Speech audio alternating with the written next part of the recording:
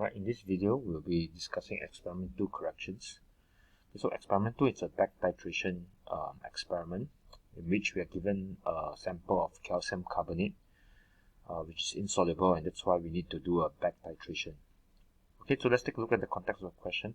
Alright, so there are two reactions, alright, so you need to be very clear about the context of the reaction. This is a reaction 1. Calcium carbonate is our analyte. Alright, so let's call it A. We're going to react it with excess HCl, which is our B. Alright, this is in excess, and we know how much we use. Alright, so if you take a look at the context of the question, we use 2.0 mole per dm cube of Fp2 HCl. Okay, and we are supposed to use 2.0 mole per dm cube, right? And then we're supposed to use about 47.50 to 48.50. This will tell you your initial amount of your HCl. Alright, simply using C times V. Okay, but because HCl is in excess, some of the HCl that's remaining, alright, so this is the HCl remaining, will then be used to do the titration with your NaOH, which is C. So in the case of NaOH at F4, 0.20 mole per dm cube of NaOH, in the context of this titration, if you refer to the procedure, this is a reaction 2, right? The amount of NaOH we use was 25.0 cm cube. Alright, this goes in the conical flask, if you recall, and the concentration is 0.2 mole per dm cube. This will tell you the number of moles of NaOH. Okay, number of moles of NaOH, and therefore based on the mole ratio 1 is to 1, you should be able to know the number of moles of HCl in your Fb3, that is your titer value. Okay, so once you have the number of moles of NaHCl in titer value, you're supposed to scale up. Alright, so let's take a look at a schematic of the calculations. Alright, so recall, before we go into the calculations, a quick recap in terms of the recording of data. Alright, it's burette reading, not burette volume. Alright, this is something I've emphasized during the practical. And it's important to indicate the units, alright, in your headers. Okay, and your burette readings, as we've mentioned, 2 dp. Alright, your initial burette reading, if you recall how you read your burette starts from 0 at the top and 50 somewhere at the bottom, right? So your initial reading will be somewhere at the top, and the final reading will somewhere be at the bottom. So your initial reading will therefore be smaller than your final reading. Okay, then move on to mass reading. Okay, so for mass reading, a number of you have issues with mass reading. Not so much about headers and footers, because headers and the units, because it's provided, but because of the two values over here. Okay, it is not possible for your mass of your empty weighing bottle to be lower than that of your mass of empty bottle with a residual solid. So if you recall, you are supposed to transfer your solid Fp1 into a beaker, right? As a result, there will be some residual Fp1 inside the weighing bottle. You're supposed to record this mass. Now, this mass cannot be smaller than the mass of the empty weighing bottle, alright? Because you can't have negative mass for your Fp1 that's remaining behind. So as a result, alright, to calculate the actual mass of Fp1 used, we should use row number 2 data, mass of weighing bottle and Fp1, subtracting away row number 3. This will tell you exactly how much Fp1 is to be added, and this amount of Fp1 to be added has to be around 2 grams, and the accepted range is from 1.950 to 2.050. Okay, this allows us to know exactly how much Fp1 we have added, and therefore there is no need for us to rinse the weighing bottle. Right, this method is also what we call the weighing by difference method, because we do two weighings, one weighing with the solid, another weighing with the residual solid, and the difference of this mass is therefore the mass of the sample or analyte that we have added in. So this method is called, again, I want to emphasize, called weighing by difference. I'll be using this term subsequently whenever we need to do weighing. Okay, so mass reading, because of the precision given to you for your instrument in the lab, is 3 dp. Okay, so you can check the marking points. Alright, take a look at for headers and units. alright, the correct quantity and precision. Okay. Okay, so let's move on. Okay, so final burette reading again. This titration you will have a blue solution because you have NaOH in the volume in the conical flask. So it's basic, and then it will turn to colorless as when you reach endpoint. In this titration, you need to be careful because you are not able to determine how much you have exited endpoint. Okay, with that, let's take a look at schematics to guide you through the back titration calculations. All right, so sorry, but before we go into that, let's take a look. All right, consider titer values. All right, need to be within plus minus 0.10 cm cube. Okay, so that's why you can see number 1 is not included because number 1 is plus minus 0.2 away. Okay. Okay, and when you calculate your average titer value, it should be up to 2 dp. Okay, so once with that, and then of course we will base our results and then we will accord an accuracy mark. Those of you with 0 for accuracy, I'm concerned because it will mean that you could have done the practical in a very haphazard manner, or you have missed out certain key steps that results in a large inaccuracy. Okay, so with that, let's take a look at the schematic of the calculation. Okay, so let's take a look. This is where you have the most information of titration. So you recall in the context of this titration, right? You can at any point in time you can pause the video to refer back to your instructions in the procedure. FB3 is in the burette. What does FB3 contain? FB3 contains your HCl remaining. Okay. So what is it titrated against? Alright, recall we are titrated against 25 cm of FB4, which is NaOH. So from this concentration, this volume, first step, we can find number of moles of NaOH. Alright, and because NaOH react in a 1:1 ratio with HCl remaining, we will be able to find number of moles of HCl remaining in whatever titer value you guys use. So depending on the titration results, this is the number of moles of HCl remaining in this whatever titer values you guys have obtained. But is this the total amount of HCl that is remaining? No, because you only take out a portion, right, to titrate, right? This portion to titrate. So as a result, to find number of moles of HCl remaining, we need to scale back up, right? So this concept involved here is your scaling. Alright, and this time around, scaling is different from everybody because the titer values differ from individual to individual.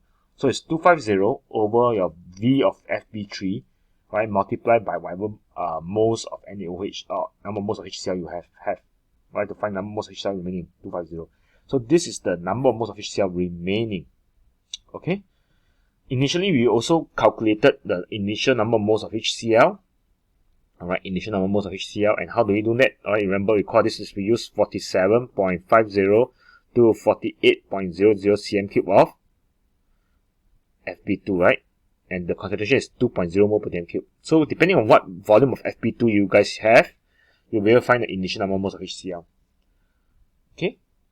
So once you have the initial number of moles of HCl, step 5 is where then we can find number of moles of HCl that reacted with calcium carbonate, which is the number of moles of HCl initially, minus away number of moles of HCl remaining. Okay, so once you have number of moles of HCl that reacted with calcium carbonate, recall 2 HCl is to 1 calcium carbonate. We will therefore be able to find number of moles of calcium carbonate, mass of calcium carbonate by multiplying by the MR, and to find percentage purity, we divide the mass by the mass of FB1. Okay? So this is generally the approach to solving the back titration question. Alright, so I'll pause here. If you guys need to take a snapshot of this and transfer to your experimental worksheet, you may do so. Alright, but this will really guide you through the calculation. Okay? So recall what's step 1. Step 1, we find number of moles of NaOH, right? 25 cm cube, 0.2 C times V. Find number of moles of NaOH, find number of moles of HCl remaining, and this number of moles of HCl remaining, alright, it's 1:1, and this number of moles of HCl remaining will be in the volume of your titer value, alright, of FB3, the titration value.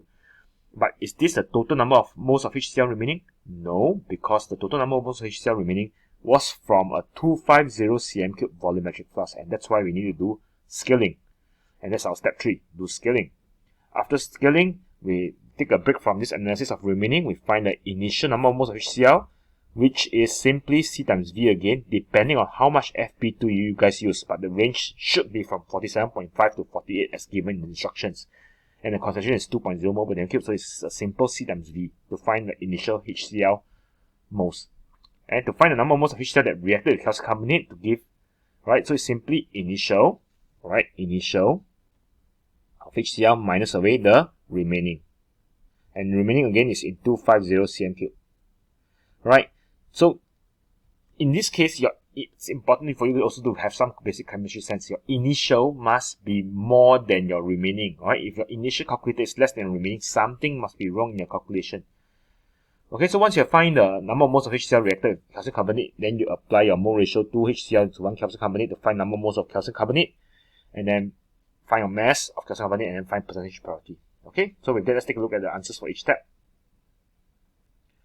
Okay, calculate the amount of HCl present in the volume of FP3. So the volume of FP3 differs from 1 to 1, but the amount of HCl in FP3, alright, in whatever volume you guys have, alright, is the same as the NaOH in 25 cm cube because it's a 1:1 ratio. Okay, so all of you should have the same answer for C part 1, 5 times 10 to the power of minus 3. And again, answer to 3SF with your units. Okay, moving on to calculate the amount of HCl present in 250 cm cube. So this is in 19.03 cm cube. Now I want to find 250 cm cube, and both of them are remaining. Alright, so all I need to do is, you can see I'm doing a scaling. Alright, a scaling. Okay, to find the amount of HCl in 250 cm cube of FP3. This will be the amount of HCl, the total amount of HCl remaining. Alright, the total amount of HCl remaining. And therefore, to find the amount of hydrochloric acid, alright, again, this is our initial amount. Alright, in my experiment, I use 48 cm cube. Depending on your quantities, you guys have to change accordingly. So, initial amount of HCl. And to find the amount of HCl that's reacted, take a look. This is your step number 4, right? This is your step number 3. Right, see, take a look. Step number 4 minus step number 3. And that's how you find the number of moles of HCl that's reacted with calcium carbonate. Okay? So once you have an amount of HCl that reacted with a calcium carbonate, then what do we do next? Alright, take a look. Calcium carbonate reacts with HCl in the 1:2 ratio, and therefore amount of calcium carbonate will be multiplied by half. You get the number of moles of calcium carbonate multiplied by the MR of calcium carbonate, which is 100.0. Alright, and therefore you get the mass. And this mass of calcium carbonate cannot be higher than the mass you weigh out of FP1. Alright, so this is your mass of FP1. Alright, why so? Alright, some of you have a percentage purity of more than 100%. It doesn't really make any sense. This is your mass of calcium carbonate. The mass of FP1 is your calcium carbonate plus impurity. So how can the impurity, alright, contribute to no mass or even lesser mass? Alright, so as a result, you guys shouldn't be getting more than 100% purity. Alright, so the range for purity, alright, should be around 80%. Alright, 75 to 80%. Okay? Okay, so in part D, you're supposed to calculate percentage error. Now, percentage error, and this formula can be found in your lecture notes. It's not simply the theoretical minus actual over theoretical. Okay, so percentage error is different as this: theoretical percentage purity minus away actual divided by theoretical multiplied by 100%. Right, so many of you forgot to divide by the theoretical percentage. Alright, so and then again, calculated error, it's typically given to 3SF. Now for the SFDP units, basically answers have to be in 3SF. Okay, then answers generally in 3SF and units, correct units are given. Okay. Okay, now we move on to E part 1. Okay, E part 1 and E part 2 was poorly attempted. Again, I urge you guys to read page 11 to 15 of your lab manual because it's a concept that's quite simple to understand. there's really little time for us during practical sessions to go through this in detail. Okay, so if you cannot understand what's going on page 11 to 15 of the lab manual, alright, page 11 to page 15, right, of the practical manual, I'm going to try to explain now, alright, in the case context of a burette. Now, the question says that the maximum error or uncertainty in a single burette reading is plus minus 0.05. Now, what is this concept of uncertainty? Alright, so with every reading of instrument, there is always some degree of uncertainty given in reading a measurement. Alright, and it's often defined as half of the smallest division. So in a burette, the smallest division, alright, equals to 0.10, right? Okay, the smallest. Alright, if you recall, the burette goes like this, right? 0 with a long line, 1.0 with a short, longer line. Then after that, you have 10 divisions before you reach 1.0. So the smallest division is therefore 0.10. Okay? Now, so we say the percentage uncertainty is half the smallest division, and that's how we get plus minus 0.05 cm3. Okay? So this is in a single burette reading. Now, so if you take a look at the context of the question, student X carried on this experiment, recorded that 48.50 cm3 of FP2 was added to FP1. Now, 48.50 cm3 of FP2. Now, question is, how do we measure 48.50 cm3 of FP2? Alright, using a burette. Typically, we will need to have an initial reading, and then we need to have a final reading, and then we use final minus initial, then we conclude that this is 48.50 cm3. Agree me? So in this case, how many readings will you have taken? You have at least taken 2 readings to determine that 48.50 cm3 of FP2 has been transferred. So what is the total uncertainty? You have 0.05 for the initial reading, 0.05 for the second final reading, and therefore the sum of the two uncertainty will give you the total uncertainty given when you transfer 48.50. Alright, so typically when you use a burette to measure, alright, you need to multiply it by twice because you take 2 readings. Okay? Okay, so again, because uncertainty in a single burette reading is 0.05, we are taking 2 readings, initial and final, and that's why there's 2 times the uncertainty inside the measurement. So 48.5, what is the smallest volume used? Alright, so assuming every time you measure, you have a subtraction of 0.05. So the maximum smallest volume you can measure is therefore, instead of 48.5, it can be 48.4. Alright, applying the same thing to the largest volume, and therefore can have 48.6. So in other words, when you measure 48.50 cm3 of FP2, the possible range can be actually be 48.4 to 48.60 cm3. Okay? Okay, that's what it means. Alright, so that's the concept of uncertainty. Right? Whenever you take a measurement, there's always some degree of uncertainty that's involved with the measurement. Okay? And if you understood E part 1, then E part 2 will be quite clear cut. Now, in E part 2, we are looking at now pipette and burette for your titration in B. So, depending on your titration in B, all of us will use 25 cm3 with the pipette because all of us use a 25 cm3 pipette. But depending on your reading of your titration, this is basically your V of your FB3. Alright, volume of FB3, depending on what's the titer values. Okay, depending on what's the titer value. Okay, so again, you can see in the pipette, how many readings do? We only do 1, right? We read the meniscus. As long as the meniscus level is above the line, that's only 1 reading. And that's the result. You see the uncertainty? I do not multiply by 2. There's only 1 reading involved. So 0.06 divided by the volume measured, 25.0 multiplied by 100%, you get plus minus 0.240%. But in the burette, alright, plus minus 0.05, because to know the volume of solution being transferred using a burette, there are 2 readings involved. That's why there's a multiplication of 2. You divide by the volume measured, you multiply by 100%. That's how I get my percentage error. Again, percentage error, 3SF. Okay, many of you also miss out on the plus minus sign because this can go either positive deviation or negative deviation. Well, that's why the uncertainty can be plus or minus. So as a result, your percentage uncertainty will also have a plus and minus sign. Okay, that's E part 2. Okay, so this table is abstracted from your lab manual page 11 to 12. So you can see a burette, right? 0.10, 0.05, 0.05. Initial and final burette reading. Okay? And the pipette 25 cm3 is plus minus 0.06 cm3. So some of you will ask, do we need to memorize this? Alright, actually not quite, because most of the time the uncertainty is indicated on the instrument itself. Okay? For pipettes, alright, for your burettes, measuring cylinders, typically you will see that you have to look at what is the smallest graduation and then you halve it.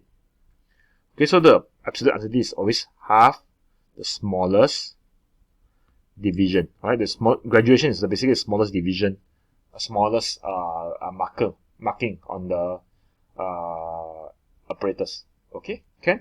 So with that, we are done with experiment 2 corrections. I've done the discussion questions.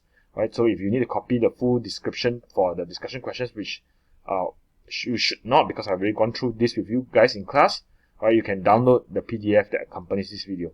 Okay? Okay, if not, thank you.